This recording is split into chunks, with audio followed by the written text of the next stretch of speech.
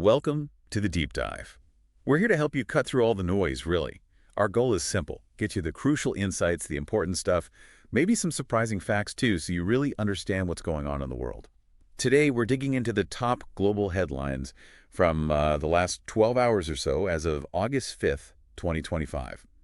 Okay, let's unpack this. Yeah, and as we go through these, we'll be looking for those connections, the Right. patterns that link things together, maybe in ways you wouldn't expect, giving you that wider context. I like that, finding the hidden threads. Good stuff. And speaking of threads, well, let's start with some really dramatic natural events. Earth's been busy. First off, this historic Kamchatka volcano eruption. Krishnikov, I think I'm saying that right? Sounds about right. Okay, well, it erupted for the first time in what, roughly 600 years? 600 years, yeah. It's quite something. Spewing ash 6 kilometers up. But what really stood out to me was this happened after a massive earthquake, magnitude 8.8. And that's key, isn't it? It's probably not a coincidence. Yeah. It shows how these massive geological events can be linked. Yeah. An 8.8 quake, that kind of energy can ripple through the Earth's crust and potentially trigger something like this volcanic unrest, even if it seems far away. Wow. So one event potentially setting off another? Exactly. And interestingly, after all that seismic activity, those tsunami warnings for Hawaii, Japan, they were actually lifted. Oh, really? Why was that? Well, the forecasts showed minimal wave impact, thankfully, but it highlights that initial trigger, the quake itself, potentially setting off the volcano. It really forces you to see these not just as isolated disasters, but maybe part of a bigger planetary system reacting. That interconnectedness is Yeah. something else. Okay, from the earth shaking, let's look at the skies opening up. Over Hong Kong, specifically, they just recorded their heaviest August rains since, wait for it, 1884. 1884. Over 350 millimeters of rain in just one day. That's biblical almost. Hard to even imagine. Right. And it triggered a black rainstorm warning. And get this, it was the fourth warning like that in just 8 days. The fourth. Okay, that frequency is alarming. Totally. And the impact was huge. Floods shutting down hospitals, courts, schools, right across the Greater Bay Area. Yeah, and this really highlights something we're seeing more and more in the news, doesn't it? It's not just that extreme weather events are happening, it's their intensity and, like you said, their frequency. This acceleration, like in Hong Kong, it suggests maybe a systemic shift, not just, a bad week of weather. It's a real challenge for cities everywhere. A systemic shift. Yeah. That's a sobering thought.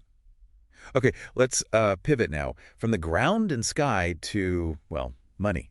Economic ripples, market movements. Always fascinating to watch how finance reacts. We saw a weak U.S. jobs data come out, but maybe surprisingly, Asian equities actually rose. Yeah, that's right. The MSCI Asia Pacific ex-Japan Index was up 0.6%, Nikkei climbed 0.5%. So weak jobs, but rising stocks. How does that work? Yeah. Well, it's that classic market logic. Sometimes feels a bit upside down, doesn't it? Basically, the market saw the weak jobs report and immediately thought, okay, the Fed is now more likely to cut interest rates, maybe even multiple times by year end. Okay. So bad news for the economy is seen as good news for potential stimulus. Pretty much. The chances of multiple Fed cuts jumped over 90% after that report. So investors anticipate cheaper borrowing costs, which makes stocks look more attractive. Right. And what about the dollar? Well, it had been weak, but it actually rebounded a bit. The euro slipped to about 1.1559 against it.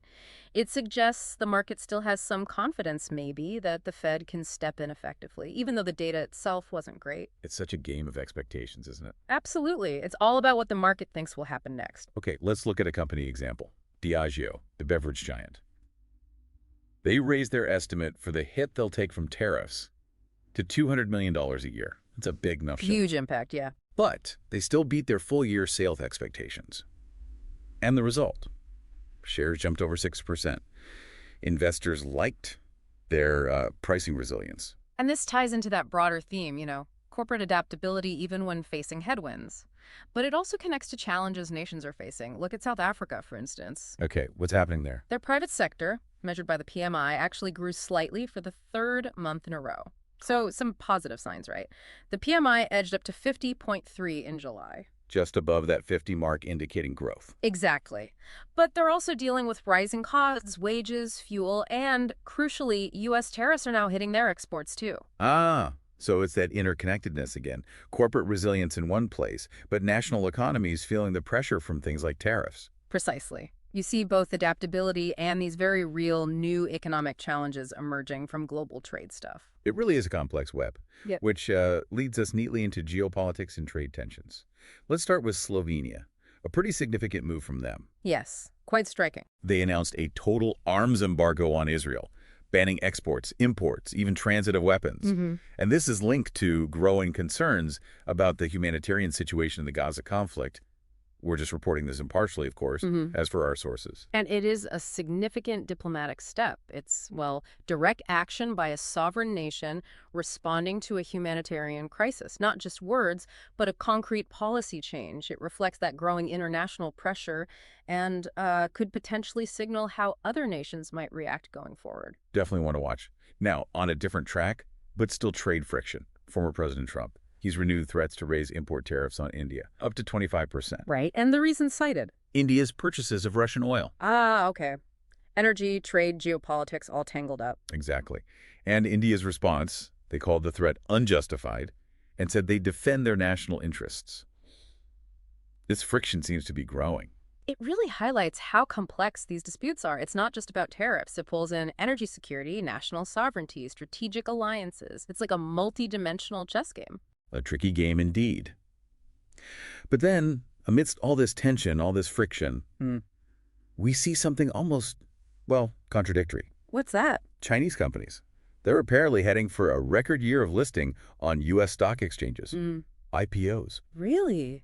Despite everything, the tensions, the stricter U.S. rules? Yep.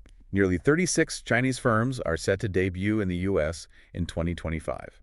That's almost matching last year's record of 64. Wow, that is a paradox, isn't it? It seems like it. What do you make of that? Well, it just goes to show, I suppose, that economic ties and the pull of capital markets can be incredibly persistent. It raises that question, Yeah. about where the practicalities of global business bump up against political rhetoric and regulations. Sometimes it seems the money finds a way. The money finds a way. Interesting. Okay, so we've covered quite a bit today, haven't we? We certainly have. From, volcanoes and earthquakes showing deep earth connections to massive floods highlighting maybe systemic climate shifts. Then into the markets, seeing how weak jobs data can paradoxically boost stocks because of Fed expectations. Right, that counterintuitive reaction. And corporate resilience like Diageo, alongside national pressures like in South Africa from tariffs. And the direct diplomatic actions like Slovenia's embargo. Yeah, and those complex trade disputes like the U.S.-India situation over Russian oil. And finishing with that surprising trend of Chinese IPOs in the U.S., despite all the political noise. It really does show how tangled up everything is. Yeah. Events that seem totally separate on the surface, they're often connected. Exactly. And that's really the value of doing this kind of deep dive, isn't it? Stepping back, looking for those underlying trends, trying to understand the why behind the headlines, seeing those invisible threads, as you called them earlier. Yeah.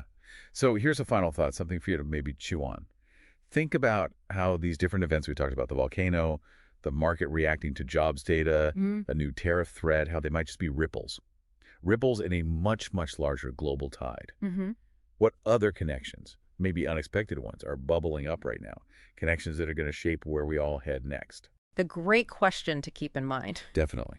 Keep exploring, keep connecting those dots yourself, and we'll catch you on the next deep dive.